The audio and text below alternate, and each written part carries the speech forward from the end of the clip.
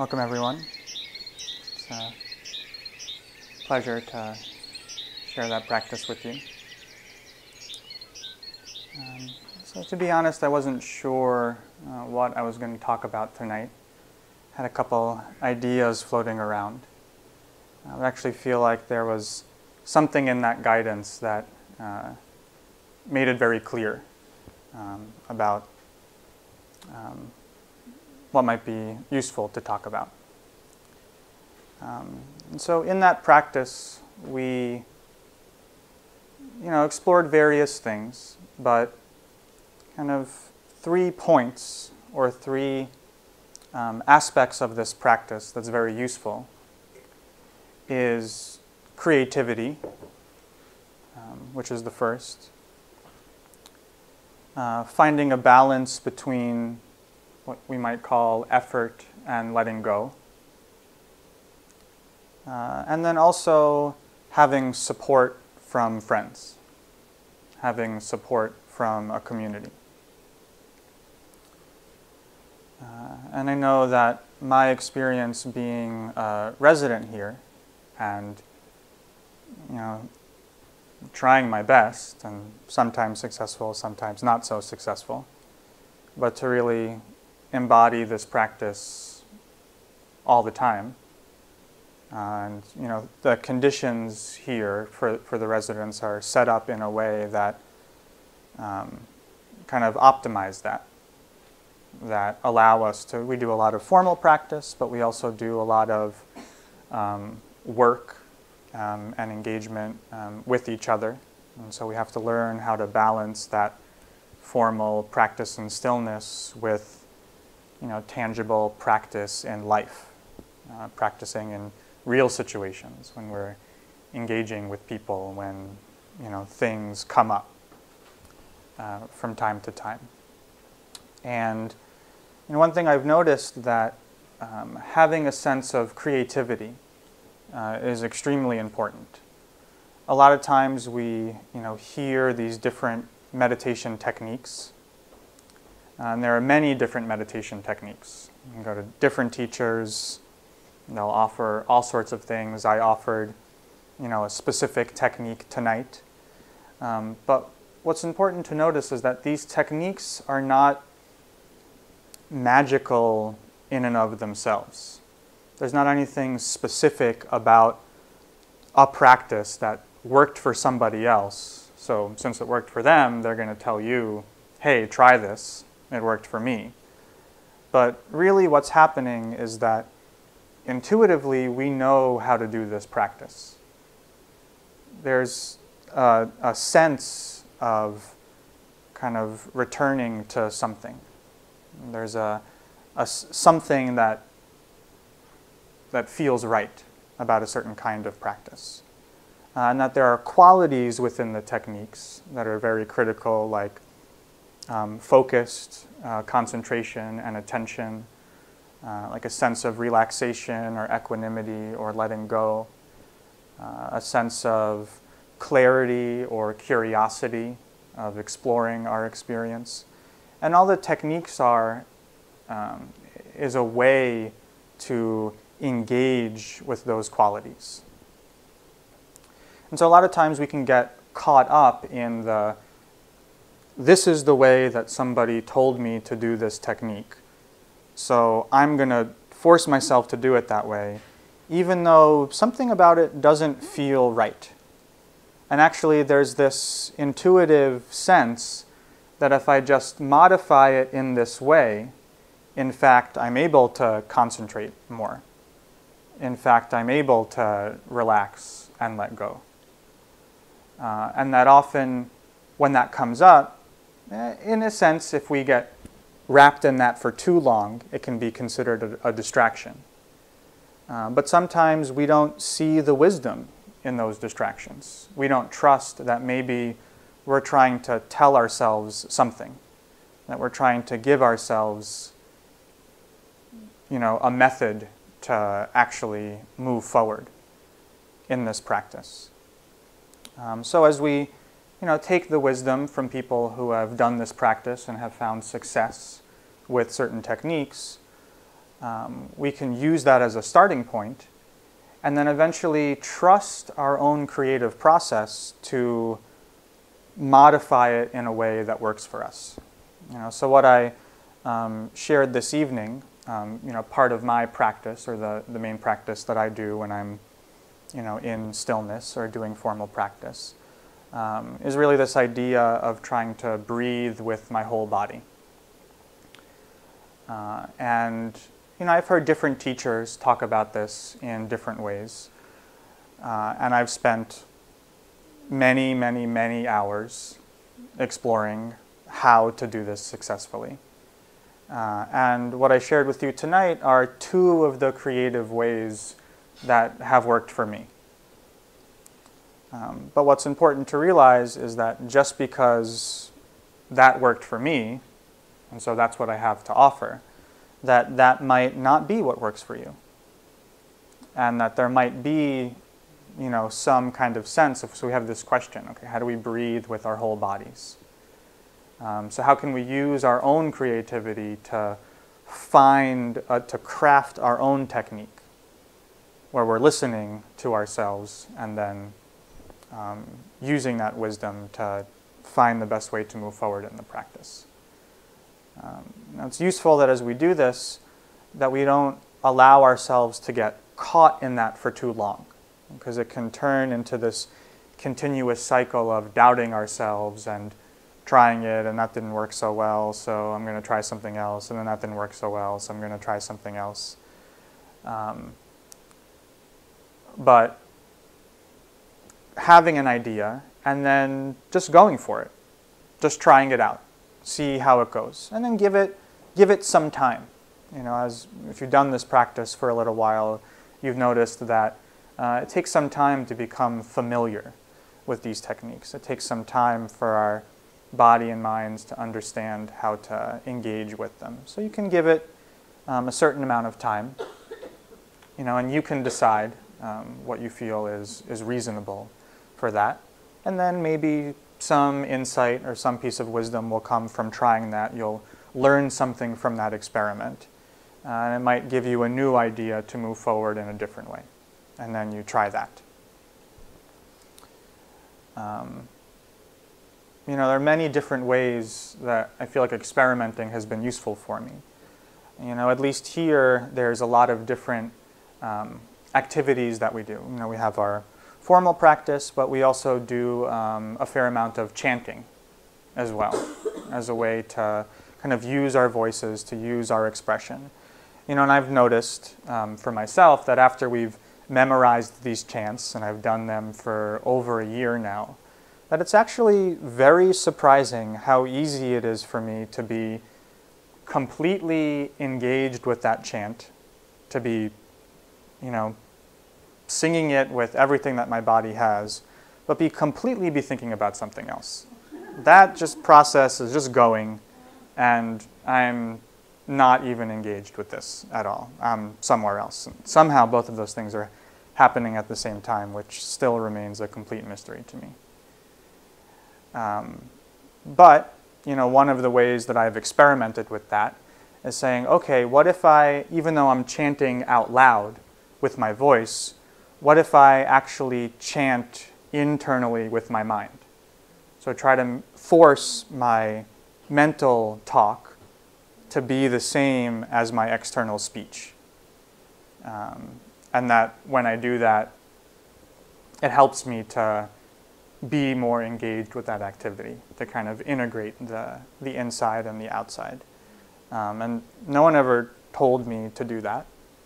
Just kind of came to me one day, and so I thought, hey, I'll give it a try, and I noticed that it was useful. So that was another kind of little thing that I can have in my toolbox. Another thing that we do here is we often go for a walk together. And it's very easy to also be on a walk trying to maintain this practice, but then yet all sorts of thoughts coming up, feeling very distracted and not knowing how to maintain this practice when I'm, out and doing something else. So then finding, other creative methods. Like sometimes we walk in a single file, right?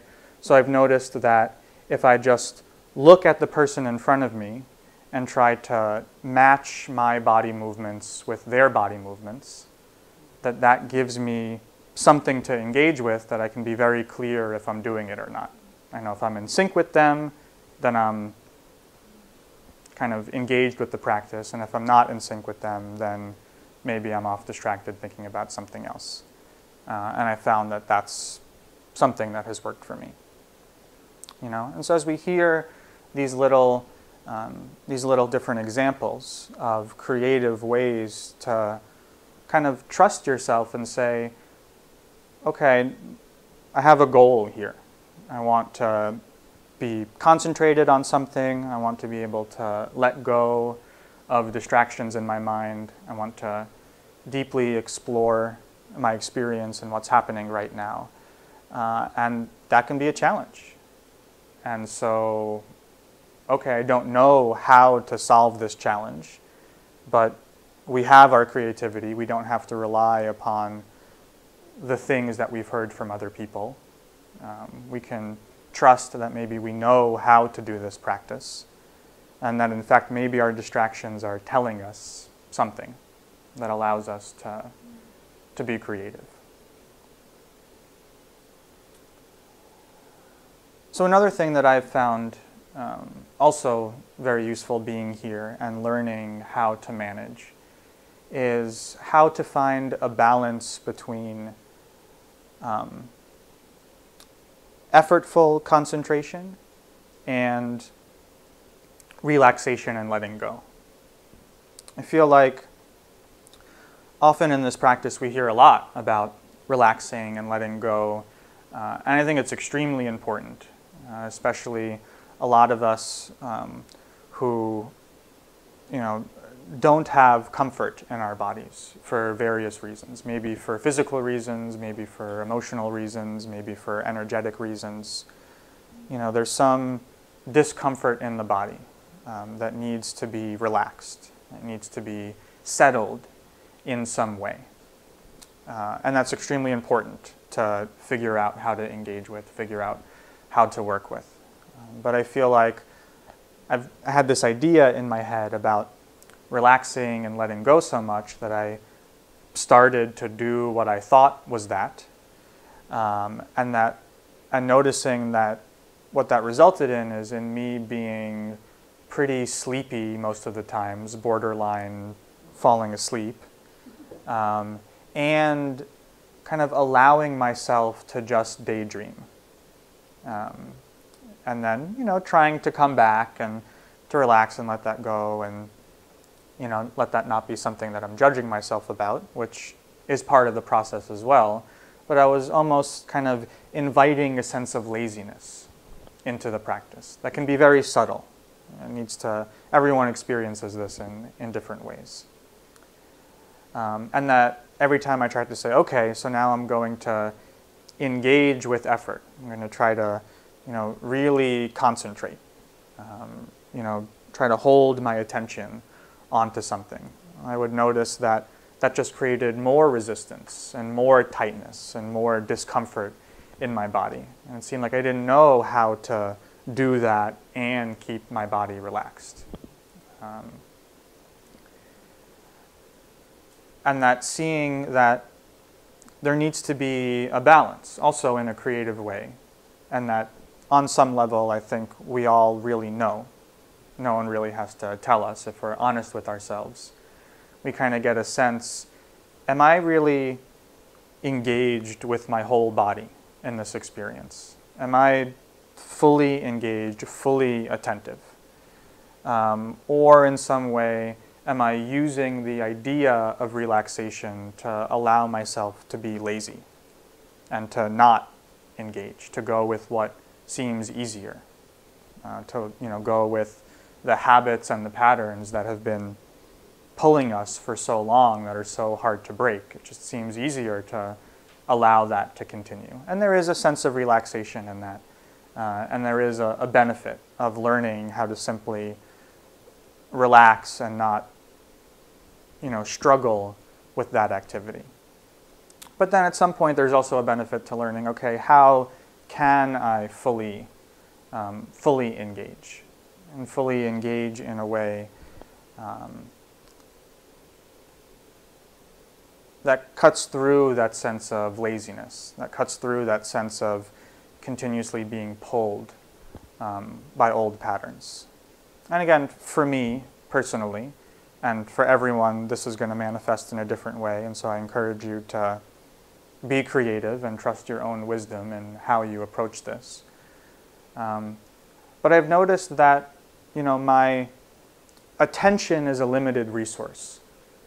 There's only so much energy that can be directed to sensory experience.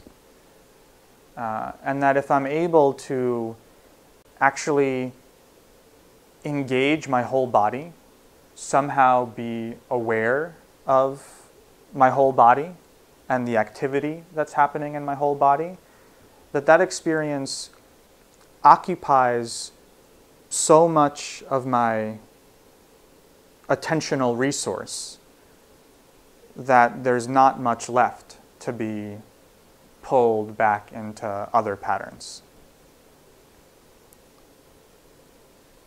That by kind of using a creative technique, there can be a way to pull that attentional resource and give it fully to something. And again, so this is a question. Maybe I've given one example that worked for one person. But this is a question to explore. How can I engage with the practice in a certain way that requires all of my attention? It requires all of the energy that I have, such that there's no energy left to be engaging in things that we want to let go of. And that ultimately I find that within that there is a sense of relaxation, that there is a sense of letting go, because all of the things that I was trying to let go were let go of. There is a sense of, you could say, not letting go, at least initially, of the thing that we're trying to pay attention to. That we actually do effortlessly bring our attention to something. And so we're not letting that thing go. If anything happens, we're going to bring our attention full force back to that thing. And so maybe we're not letting go of that, at least in the moment, but we are letting go of everything else. And that's a really great place to start. Until eventually, if our attention is entirely engaged on one thing, that we realize even that we can't hold on to for too long.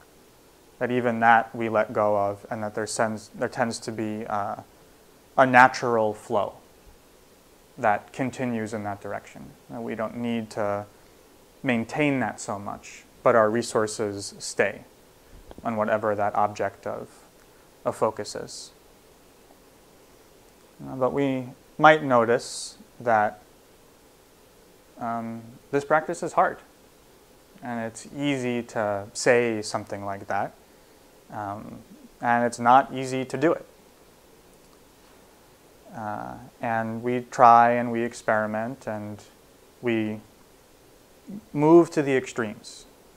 Sometimes we focus too hard, and we notice all that does is create more distraction, more anxiety, more tension in the body. And so, all right, we're seeing the wisdom that that was too far. Sometimes we try to relax and let go, but we notice that that's just creating a sense of laziness and complacency. That can feel nice, because sometimes it feels nice to just be complacent with the way that things are. But that, if we're honest with ourselves, we can see that a little bit more effort is needed. A little bit more engagement is needed. And so another thing that can be really useful is probably the most significant thing that I've found living here, is we need help from our friends. It's possible to do this alone and to just have that determination and to go out there and figure it out. But let's be honest, it's just difficult. It's difficult to hold ourselves to that level of discipline. It's difficult to hold ourselves to that level of commitment. But the nice thing about having a community is that, it's like someone else is holding you to a standard in a certain sense. Or that, all right, everyone else here, they seem to be doing it. Maybe I can do it too. That there's a sense of almost not doing it only for yourself. That there is a greater community that we're doing this for. And I've noticed for me, being here, having a very strict schedule where I know that all of the members of this community are going to be here at a certain time, and no matter what is going on in our lives, we're going to try our best right now. And sometimes it's beautiful and sometimes it's horrible. But we have that sense of community, we have that sense of trust, and we show up. And we continue to show up, and we just continue to try. And so, sometimes in life in general, we can feel lost and alone. In this practice, sometimes we can feel lost and alone. And having a sense of community is just extremely important. It reminds us that we're not the only ones suffering. We're not the only ones going through this. And that gives us a little bit more strength to try. And then it also reminds us that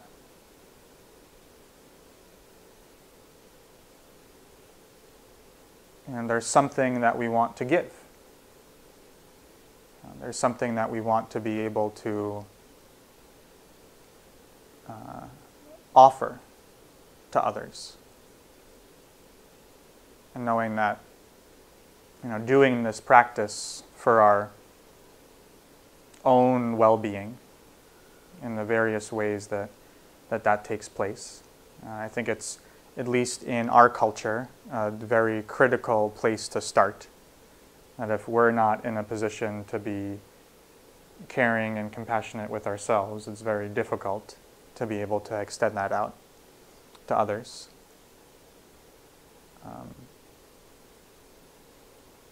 But then ultimately, once we've found that, we just naturally look around in the world, and we're actually more open to the suffering of others.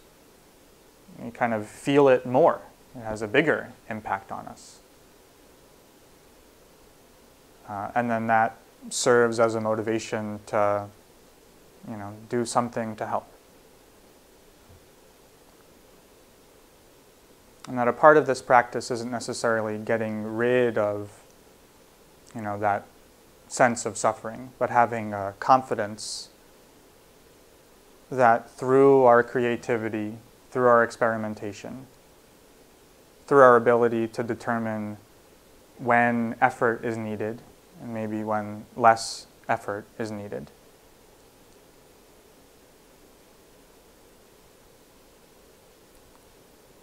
that we're then able to kind of see how we can be of service and how we can give.